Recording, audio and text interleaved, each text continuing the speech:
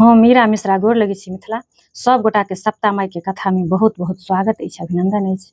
अहीं सभक फरमाइश पर हम कह जा रहल छी सप्ता डोरा पाबनि के विधि विधान और संपूर्ण कथा। तो अहाँ सब वीडियो में बनल रहू। वीडियो कनी लॉन्ग जरूर भ जात, लेकिन हमरा आशा नहीं पूर्ण विश्वास अछि जे अहाँ सब पूरा देखब। तो ई पाबनि अपना सबके पारंपरिक पाबनि छी, अपना सबके पूर्वज करैत एलथि हन, तो अपनो सब करै छी। और हमर ई प्रयास अछि जे अपना सबके जतेक भी संस्कार संस्कृति अछि से आगू पीढ़ी बरकरार रखैत, एकरे मद्देनजर देखैत हम अहाँ सबके एक पाछा विधि विधान और एकर की कथा छै से हम सुनाबऽ जा रहल छी। तो एकर विधि विधान एना अछि जे ई पाबनि होली जे दिन होलिका दहन होइए तो ओही दिन सप्ता माई के लेल पुआ बनै छै।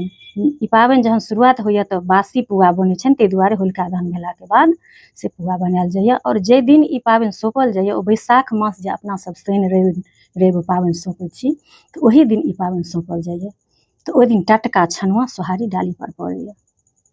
ई तो भऽ गेल जे पुआ बनि जाइए एक दिन पहिले, और ओकर अगला दिन भने से एक गोटा केओ मैया और दादी ई पाबनि करै छथि। अहाँ सब देखैत हेबै, बहुत गोटा देखने हेबै जे अपना आँगनमे सबटा ओरियान करै छथि और भरि टोलक लोक ओतऽ जाकऽ कथा सुनै छथि अपन अपन डाली लऽ के। तो एहि डालीमे ओ पुआ बनायल रहैए। ओकर बाद सबसँ महत्वपूर्ण डोरा अपना सबके हाट बाजारमे आसानीसँ लाल पियर धागा के रहैए बनल, ओ भेट जाइए। और ओहिमे सोना और चाँदीके गुना सेहो सोनारसँ गढ़ा कऽ ओहिमे देल जाइए। ओ जिनका जेना कबुला पाती रहै छनि ओ तेना लोक दै छथि।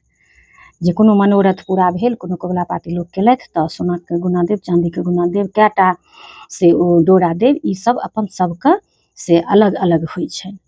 और ओहि डाली पर फल फूल मिठाई जतेक भऽ सकै, यथाशक्ति तथा भक्ति, भगवान जिनका भगवती जतेक देने छथि ओहि तरहसँ डाली सजबै छथि। और धानके खोँटिकऽ अक्षत पड़ैए नैवेद्यमे, 16टा तऽ अनिवार्य अछि। ओहिमे अगर लाल निकलि गेल चाउर तऽ ओ नहि देल जाइए, उज्जर उज्जर ताकि कऽ 16टा अनिवार्य अछि। और अहाँ 2-16 सेहो दऽ सकै छियै। और दूबि खोँटिकऽ हाथमे लऽ कऽ ई कथा सुनल जाइए। जे कथा कहै छथि से अपन सबटा नहा सोना कऽ ओहि दिन सवेरे आँगन घर नीप पोति कलश स्थापन करै छथि, सप्ता विपताके पूजा करै छथि। सबगोटा से हुनका आँगन जाइ छथिन अरिपन पुरहर कऽ के, जेना कोनो भी पूजा अनुष्ठान करै छी तहिना पूजा हुनकर केलाके बाद हाथमे दूबि लऽ कऽ कथा प्रारम्भ करै छथि। तऽ चलू आब हम कथाके तरफ बढ़ै छी। अहाँके भऽ गेल विधि विधान जे इएह कर से सप्ता डोरा पाबनिके विधि विधान छी। तऽ कथा एना अछि जे एकटा नगरमे एकटा राजा रानी रहै छथि और हुनका एकटा बेटा रहै छनि। राजाके नाम नौलख रहै छनि और रानी दमयंती। हुनकर जे